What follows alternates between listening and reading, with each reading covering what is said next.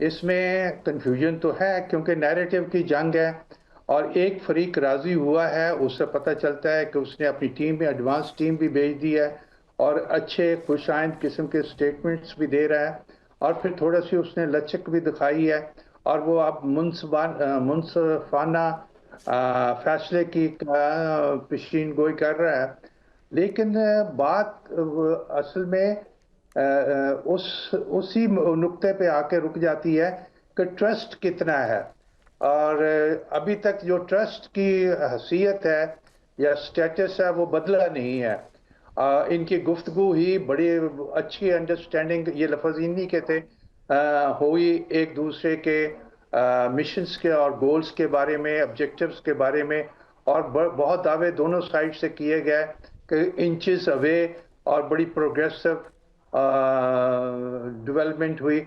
लेकिन अब जो पता चला है कि ये ट्रस्ट का जो लेवल शुरू से टॉक से पहले था, मिसट्रस्ट का लेवल, वो उसी तरह बरकरार है। और उसके साथ फिर कॉम्प्लिकेशन और पैदा होगी कि जब ईरान को पता चला कि ये बहरे हुर्मस जो है वो एटॉमिक से ज्यादा स्ट्रेटेजिक वेपन के तौर पे इस्तेमाल हो सकता है और उसकी रीच भी ज्यादा गहरी है और ना बड़ी है कि इमीडिएटली वर्ल्ड को भी एहसास हो गया। और ये ऐसी है ना जियोग्राफिकल रियलिटी का उसको पता चला जिसको अगर वो स्ट्रेटेजिकली वेपन के तौर पे इस्तेमाल करे तो इसको कोई ना डिसलोकेट तो नहीं कर सकता, ना ये डिमांड कर सकता है कि इसको दूसरी जगह ले जाए। इस पे थोड़ी सी लिमिट्स हैं, लेकिन ये उसी तरह की लिमिट्स समझ ली जाए कि जी जो न्यूक बनाने पे उस पर लगाई जा रही हैं, तो वो अपनी जगह पे खड़ा है। हालांकि नुकसान उसका ज्यादा हुआ हुआ है और वो चाहता है कि ना ये बातचीत खत्म हो, लेकिन वो चाहता है कि दोबारा उस पर अटैक ना हो। दोबारा जो भी कमिटमेंट रीअश्योरेंस उसको अमेरिका से मिलती है वो अमेरिका उस पर कामयाब रहे। जी। अब पहले वो गारंटी था, अब गारंटी दूसरा मुल्क तो कोई दे ही नहीं सकता। गारंटी तो या तो यूएन जो कि वीक सिस्टम है लेकिन उसी में मिलेगी उसको, कोई वेरिफिकेशन का कंसेप्ट आ जाए या कोई और लॉ ना या रेजोल्यूशन जो ना हो ऑब्लिगेटरी किस्म की, वो पास करवा दी जाए उसमें सिक्योरिटी काउंसिल में। ये वो चीजें हैं जो पता नहीं इस तरह की बात जो पसे पर्दा बातें हो रही हैं उनमें शामिल है या नहीं है।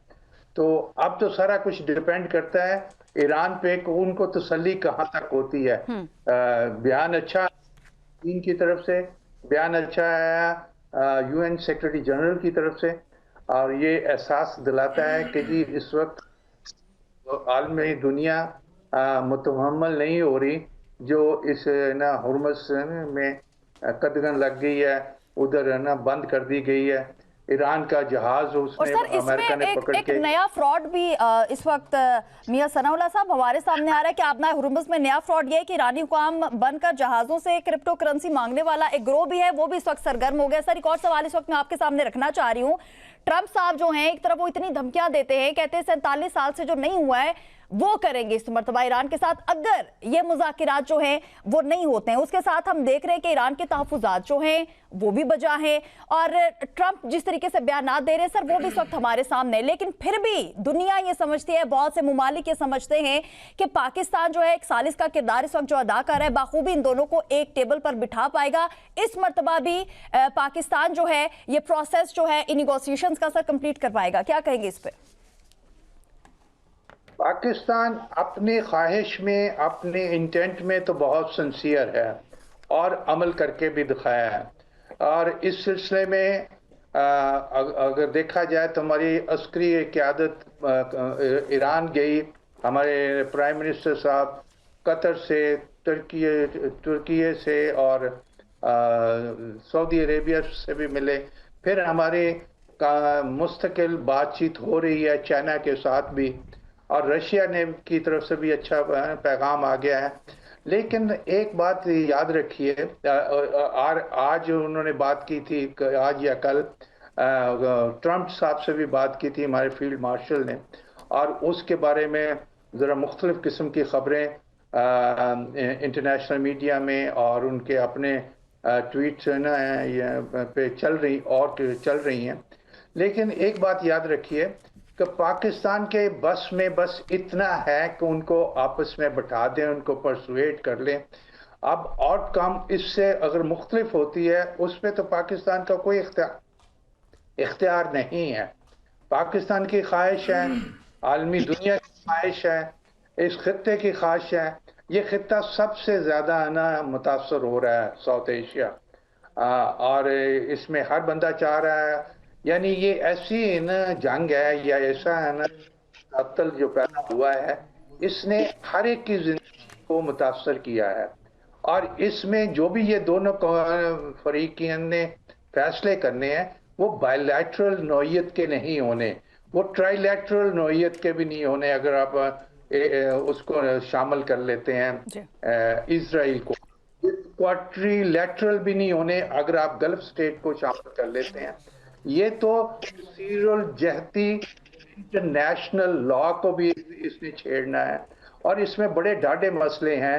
आप न्यूक फाइल को देख लें, अगर आप ना इसको using state as a weapon उसको देख लें। उसके बाद रेपरेशन के पैसे हैं, वो पैसे अगर सिर्फ अनफ्रीज होने तक ही होने, वार के डैमेजेस नहीं सूट करते। वो अपने उनके जो पैसे $100 बिलियन की बातचीत कर रही है, जिसमें अमेरिका के पास 5-10 कंट्रीज में वो पैसे पड़े हुए हैं। उसमें से पहले पैसे किधर खर्च हो गए, कहाँ हो गए, वो एकदम तो नहीं निकलने। ये कहा जा रहा था कि अनफ्रीज 6 बिलियन मिल जाएंगे, और वो 20 बिलियन की बात कर रहे हैं या $27 बिलियन की बात कर रहे हैं। ये मसले ऐसे हैं जिसके लिए तहम्मुल, संजीदगी, ऑनेस्टी और की वो दोनों फरीकैन को दिखानी पड़ेगी, और उसका फुकदान मुझे नजर आता है। मुझे तो ये लगता है कि ये अभी तक उसी कोशिश में है कि जो ये जंग में नहीं जीत पाए, जो वो जंग में अपने को स्वाय के एग्जिस्टेंस को वो चाहते हैं कि ऐसी चीज उन्हें मिले जो सरेंडर ना लगे, जो हजमियत का एक मजर ना हो। और ये तो सर पूरी दुनिया को पता है कि अमेरिका इस वक्त किस पोजीशन में है, जिस तरीके से डोनाल्ड ट्रंप साहब वो क्या चाह रहे हैं। बहुत शुक्रिया मियां सनाउल्लाह साहब, आप हमारे साथ मौजूद थे। और इस वक्त में असगर चौधरी साहब आपकी तरफ आना चाह रही हूँ, क्योंकि आज पूरा दिन आप फील्ड में रहे सर। इस्लामाबाद में हम देखते रहे कि रेड जोन में भी जो सिक्योरिटी है वो बहुत ही ज़्यादा सख्त थी, वहीं पर आप मौजूद थे। सो कुछ सिक्योरिटी इकदाम के हवाले से भी बता दीजिएगा। जी बहुत शुक्रिया आकाशा, थैंक यू। एक तो ज़ाहिर है कि इतना बड़ा इवेंट